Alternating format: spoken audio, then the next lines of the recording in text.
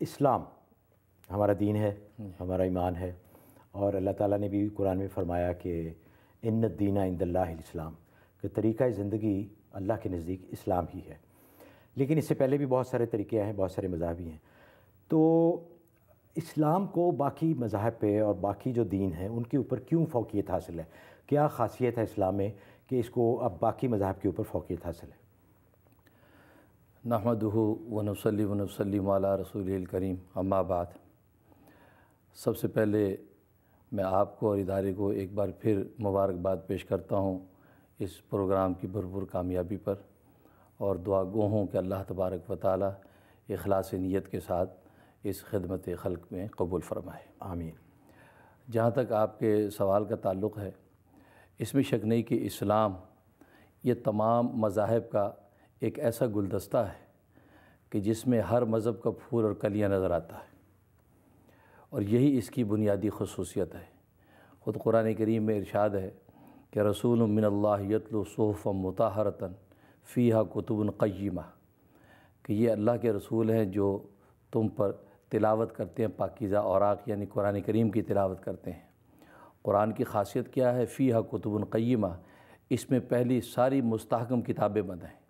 اس میں تورات، انجیل، زبور، صحائف شیس، صحائف ابراہیمیہ کے مضامین کا خلاصہ بند ہے۔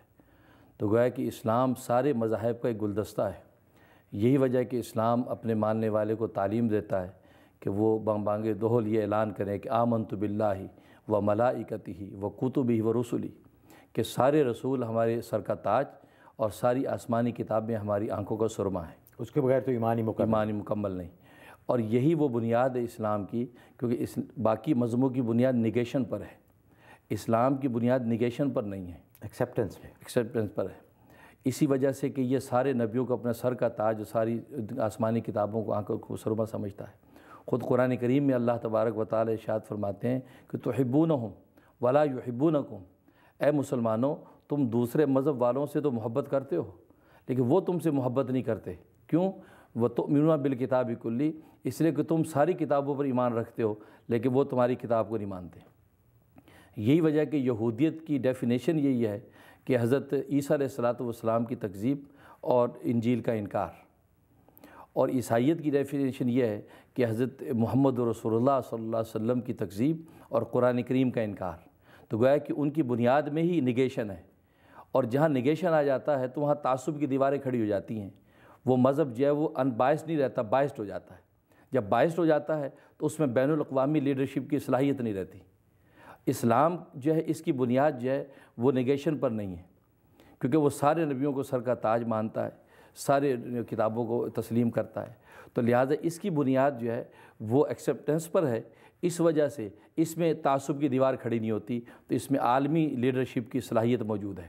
اس لیے اللہ تبارک و تعالی اس کو آخری دین قرار دے کے اعلان کر دیا، الیوم اکملت لکم دینکم واتممت علیکم نعمتی ورضیت لکم الاسلام دینا، کہ تمہارے لیے دین اسلام میں نے پسند کر لیا ہے اور یہ قیامت تک کے لیے۔ اچھا حضرت، یہ جو ایمان ہے باقی کتب پہ اور باقی رسل پہ، یہ اس حد تک ہے نا کہ وہ اللہ کی کتابیں ہیں اور اللہ کے رسول ہیں، لیکن جہاں تک تعلیمات کا تعلق ہے وہ تو پھر ہم صرف قرآن ہی کی مانتے ہیں۔ ایمان ایسے ہی ہے کہ جیسے کہ ایک ویلڈ کرنسی کینسل ہو جائے، ویلڈ کرنسی جب کینسل ہو جاتی ہے تو وہ مارکیٹ میں چلتی نہیں ہے، لیکن اس کو جعلی کوئی نہیں کہتا۔ اچھا، وہ نئی کرنسی میں کنورٹ ہو کر آپ کو بینک سے مل جائے گی۔